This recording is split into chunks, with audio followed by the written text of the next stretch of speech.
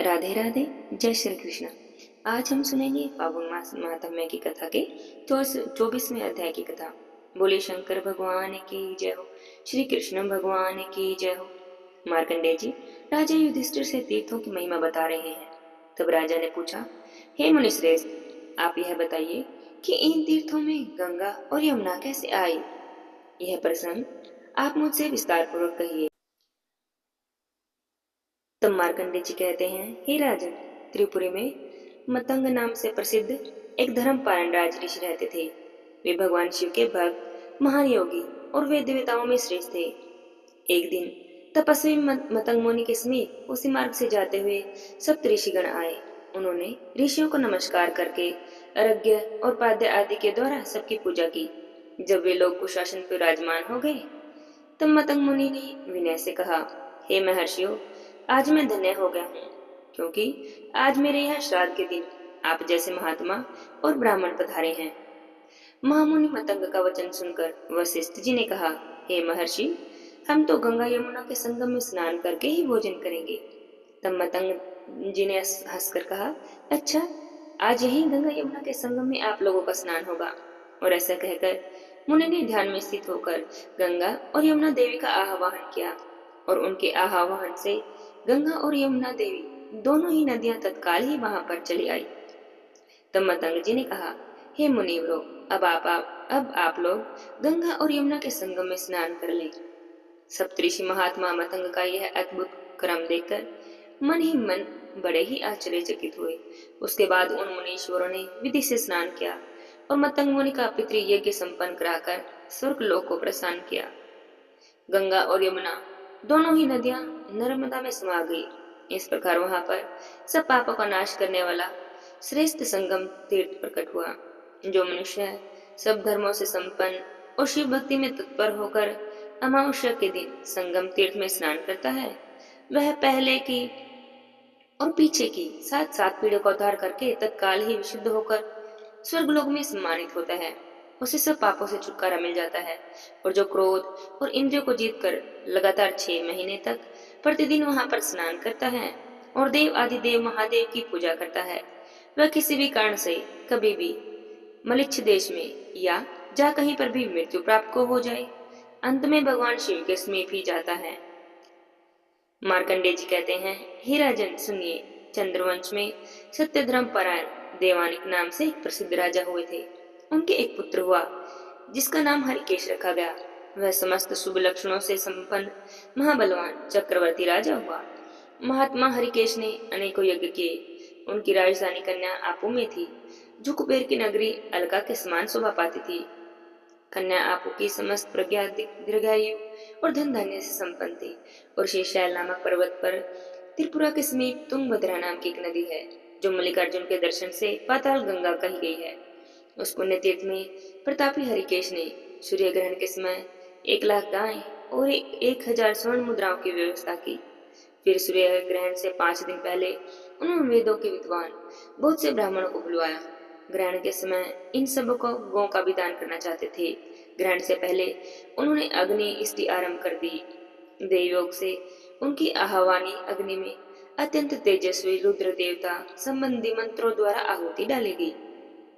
उस समय पाताल से प्रलय काल के समान प्रज्वलित अग्नि प्रकट हुई, जिससे वहां के 10,000 ब्रह्मचारी और 1,00,000 गौ को उसने जलाकर भस्म कर दिया। वहां का यज्ञ मंडप और नगर भी भस्म हो गया। यह सब देखकर हरिकेश के मन में बड़ा ही विषाद हुआ।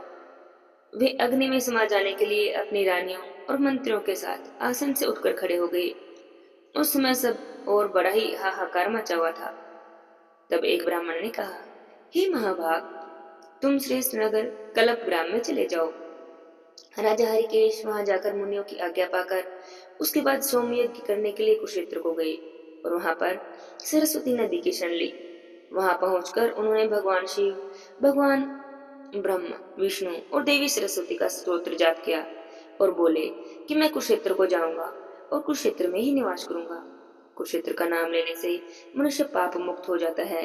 संपूर्ण शब्द रूपी महाऔषध से जिन्होंने संपूर्ण जीवों के कलंक को धो डाला, जिनके तीर्थों का मुनिगण सेवन करते हैं, वे सरस्वती देवी मेरे पापों का नाश करें।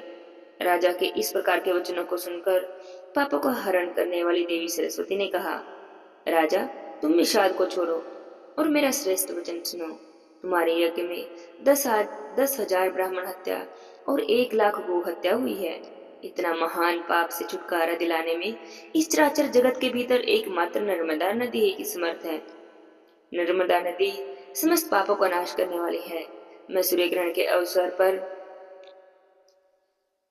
12वें या 24वें वर्ष देव नर्मदा के कोटि तीर्थ में स्नान करने के लिए जाया करती थी।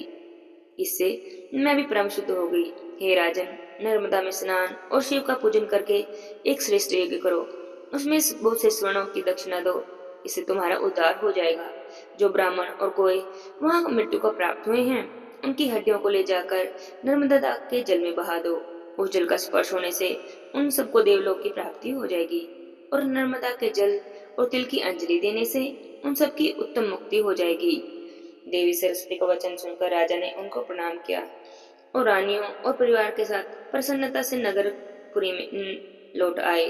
वहां आकर राजा ने सेवकों को आज्ञा दी कि तुम सब लोग अवश्य सामान एकत्रित करके यज्ञ की सामग्री लेकर नर्मदा नदी के तट पर चलो। यह आदेश पाते ही सेवकों ने अन्य सामानों के साथ उचित रीति से ब्राह्मणों और गौ का अस्थि भस्म भी वहीं पर पहुंचा दिया। उसके बाद अस्थि भस्म आदि नर्मदा के जल में मंत्र उच्चार पूर्वक बहा दिया गया। उत्तम विधि से पूजन करके हाथ जोड़े हुए राजा ने देवताओं और ब्राह्मणों को तृप्त किया। उस स्थान पर एक स्रोत प्रकट होकर नर्मदा के जल में जा मिला। वह नर्मदा संगम गाजाल नाम से प्रसिद्ध हुआ। गांजाल वही है। वहीं पर एक सिद्धलिंग भी है। जो ब्राह्मण और गोएं उस प्रलय अग्नि में दग्ध हुए थे, वे दिव्य विमान पर आरूढ़ होकर आशीर्वाद देते हुए राजा हरिकेश की प्रशंसा करने लगे और कहने लगे, हे महाभाग, तुम्हारे प्रसाद से हम सभी दिव्य लोक में देव भाव को प्राप्त हो गए हैं। और ऐसा कहकर वे सभी विष्णु धाम को चले गए। राजाओं में श्रेष्ठ हरिकेश अत्यंत प्रसन्नता के साथ लोक पावनी नर्मदा नदी को नमस्कार करके एकाग्रचित होकर उनकी स्तुति करने लगे। राजा के द्वारा की गई स्तुति को सुनकर नर्मदा देवी ने उन्हें दर्शन दिया और कहा, हे महाभाग्य, मैं तुमसे प्रसन्न हूँ। अपनी इच्छा के अनुसार वरदान मांगो। तब राजा हरिकेश ने कहा, हे देवी, आप मुझे पवित्र कर दें। आपके जल में स्नान, पान और आपके नाम का स्मरण और कीर्तन करने से तत्काल ही 7 जन्म के पाप किए हुए नर नष्ट हो जाते हैं। तब देवी नर्मदा ने कहा, हे राजन, एवं अस्तु। और ऐसा कहकर देवी नर्मदा वहां से अंतर्ध्यान हो गई। उसके बाद चक्रवर्ती राजा हरिकेश ने साष्टांग प्रणाम करके इच्छा के अनुसार चलने वाले रथ पर आरूढ़ हो अपने नगर में प्रवेश किया।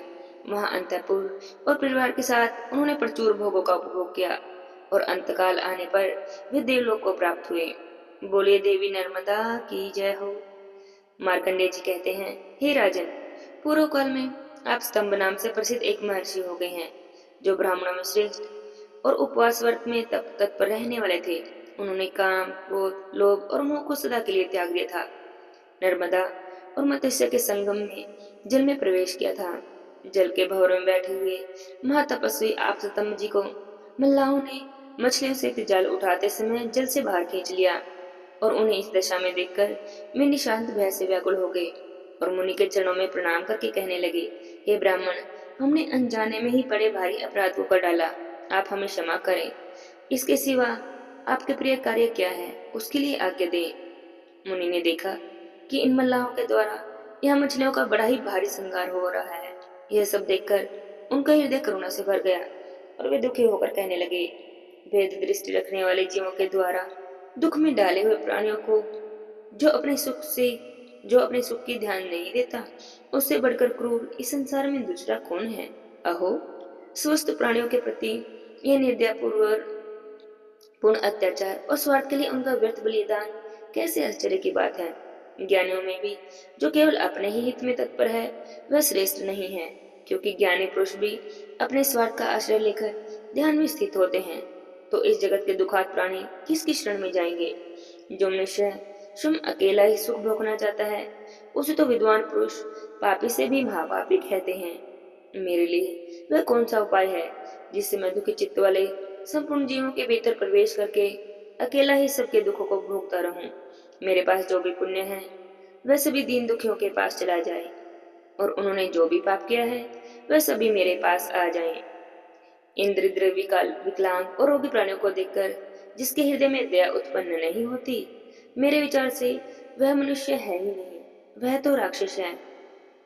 जो समर्थ होकर भी प्राण संकट में भरे हुए भय भयल प्राणियों की रक्षा नहीं करता, वह उसके पापों को भोगता है। अतः मैं इन दीन दुखी मछलियों को दुख मुक्त करने का कार्य छोड़कर मुक्ति को वर्ण करना नहीं चाहता। फिर स्वर्गलोक की तो बात ही क्या है। मुनि के ऐसे वचन को सुनकर मल्लाह लोग बहुत घबरा गए। उन्होंने महाराज नाभा के पास जाकर सारी बातें बताई। राजा नाभा भी ये सब वृतांत सुनकर अपने मंत्रियों और पुरोहितों के साथ मुनि का दर्शन करने के लिए तुरंत ही वहां पर आ गए। राजा ने महर्षि का भली भांति पूजन किया और पूजन करके करके कहा, हे भगवान, आज्ञा दीजिए, मैं आपकी क्या सेवा करूं। आगे क्या हुआ ये हम कल की कथा में सुनेंगे। आज की कथा को यहीं पर विराम करते हैं। बोले श्री कृष्ण भगवान की जय हो, शंकर भगवान की जय हो। जय जय श्री राधे श्याम।